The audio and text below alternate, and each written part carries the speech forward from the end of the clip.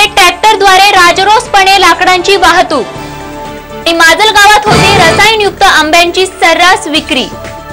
कांद्याचे भाव प्रचंड घसरले, शेतकरी राजा बनला हवालदिल। क्रिकेट खेळाडू युवराज सिंगने घेतली कॅन्सरग्रस्त मुलांची भेट।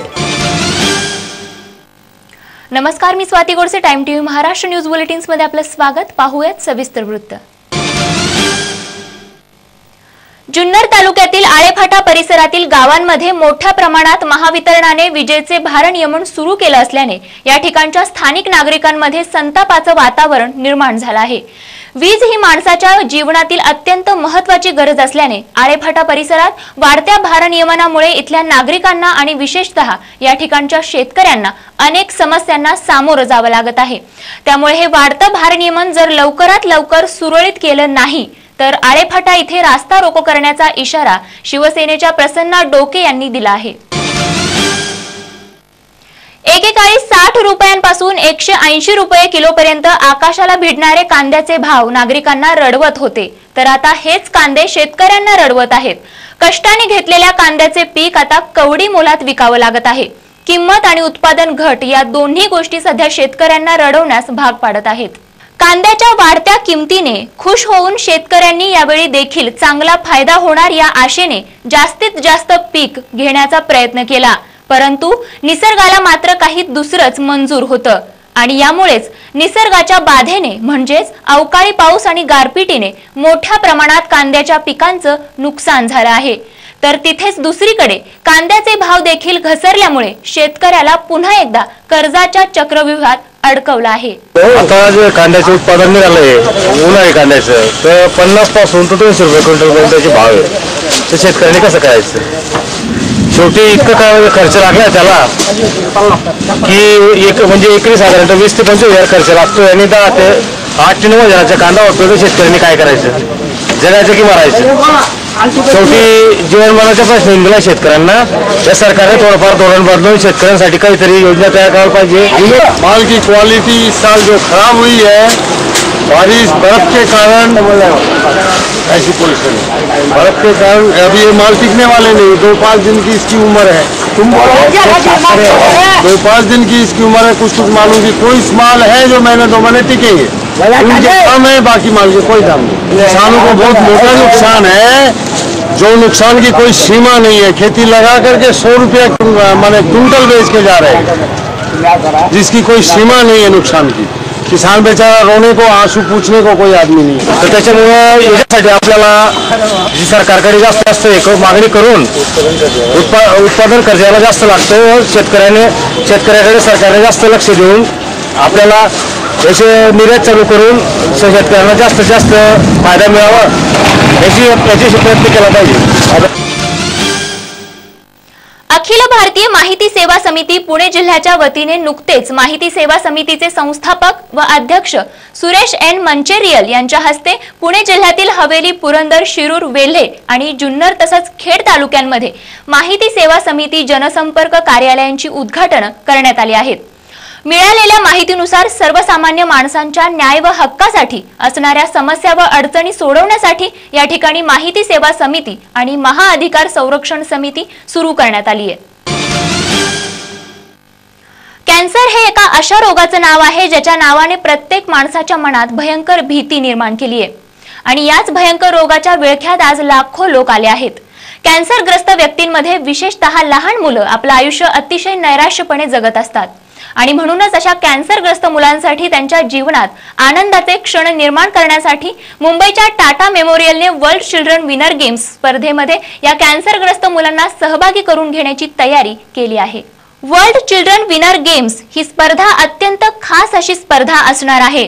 रूसमधील मॉस्को शहरात 19 जून रोजी ही स्पर्धा होणार आहे। या स्पर्धेसाठी निवडण्यात आलेल्या कॅन्सरग्रस्त मुलांना या ठिकाणी स्विमिंग, रनिंग आणि टेबल टेनिस तसंच रायफल शूटिंगचं प्रशिक्षण दिलं जाणार आहे। दरम्यान या स्पर्धेत सहभागी होणाऱ्या कॅन्सरग्रस्त मुलांचा उत्साह वाढवण्यासाठी तसंच या मुलांना या स्पर्धेत भाग घेण्याची उत्सुकता निर्माण व्हावी आणि कॅन्सर सारख्या आजारावर आपण आपल्या आत्मविश्वासाने मात कशी करू शकतो या सर्व गोष्टी संदर्भात मुलांशी संवाद साधण्यासाठी या ठिकाणी सुप्रसिद्ध क्रिकेटपटू युवराज सिंग याने आपली हजेरी लावली। त्यामुळे या मुलांचा आनंद द्विगुणित झाला होता। यावेळी मुलांशी बोलत असताना युवराजने त्याला स्वतःला जेव्हा कॅन्सर झाला होता तेव्हा तो अनुभव या मुलांना कथन करून सांगितला, ज्यामुळे या मुलांची आयुष्य जगण्याविषयीची आशा वाढल्याचा आनंद या मुलांच्या चेहऱ्यावर पाहायला मिळाला। दरम्यान युवराजने या मुलांना आरोग्याविषयीचे काही सल्ले दिले आणि या मुलांचा निरोप घेतेवेळी आपण पुन्हा एकदा तुम्हा सगळ्यांची भेट घ्यायला येणार असल्याचंही म्हटलं। जब आपको नहीं मालूम होता अपनी लाइफ के बारे में, हाउ श्योर यू आर और whether you're gonna make it or no, it's 50-50 call and you have no choice to fight but to fight. So जैसे कि यहाँ सारे बच्चे मेरे साथ हैं, we had no choice but to fight and you know, thanks to the wishes of all the Indians, all the lovely mothers here, that we survived and we just all want to be examples of to people out there to fight the illness and come back and start doing what you love. Beed मधील माजलगाव या ठिकाणी सध्या काही दिवसांपासून रसायनयुक्त आंब्यांची सर्रासपणे विक्री चालू आहे। या अशा प्रकारामुळे इथले नागरिक त्रस्त झाले आहेत। या रसायनयुक्त आंब्यांच्या सेवनाने आजारांच्या प्रमाणात देखील दिवसेंदिवस वाढ होत असल्याचं वृत्त आहे। उलट्या, मळमळ, डोकेदुखी तसंच अंगावर पुरळ उठणं यासारख्या आजारांना इथल्या नागरिकांना सामोरं जावं लागत असल्याचं चित्र या ठिकाणी पाहायला मिळतंय आणि या प्रकारामुळे सर्वसामान्य नागरिकांच्या आरोग्याला धोका निर्माण झालाय। त्यामुळे या ठिकाणी चिंतेचं वातावरण पाहायला मिळतंय। ऐन उन्हाळ्यात आंब्यांच्या रसाची मेजवानी सुरू असताना बाजारात कार्बाइड पावडर टाकून पिकवलेल्या आंब्यांची मोठ्या प्रमाणात विक्री चालू आहे। शहरातील जुन्या नव्या बसस्थानकाजवळ अशा रसायनयुक्त आंब्यांची सर्रासपणे विक्री करत आहेत। संबंधित विभागाचे या सर्व प्रकाराकडे दुर्लक्ष असून शहरात खुलेआम अशा आंब्यांची विक्री करणाऱ्या विक्रेत्यांवर कारवाई करण्यास टाळाटाळ केली जात आहे।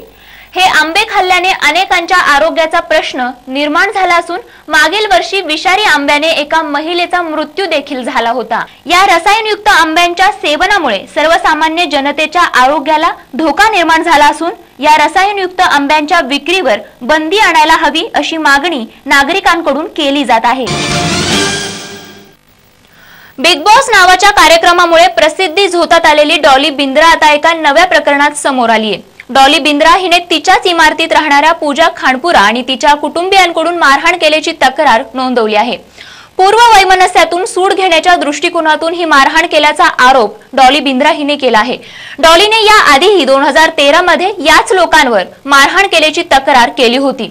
या सर्व प्रकरणात डॉलीने मालाड पोलिसांनी देखील आपल्याला कोणत्याही प्रकारचे सहकार्य केलं नसल्याचा आरोप लावला आहे।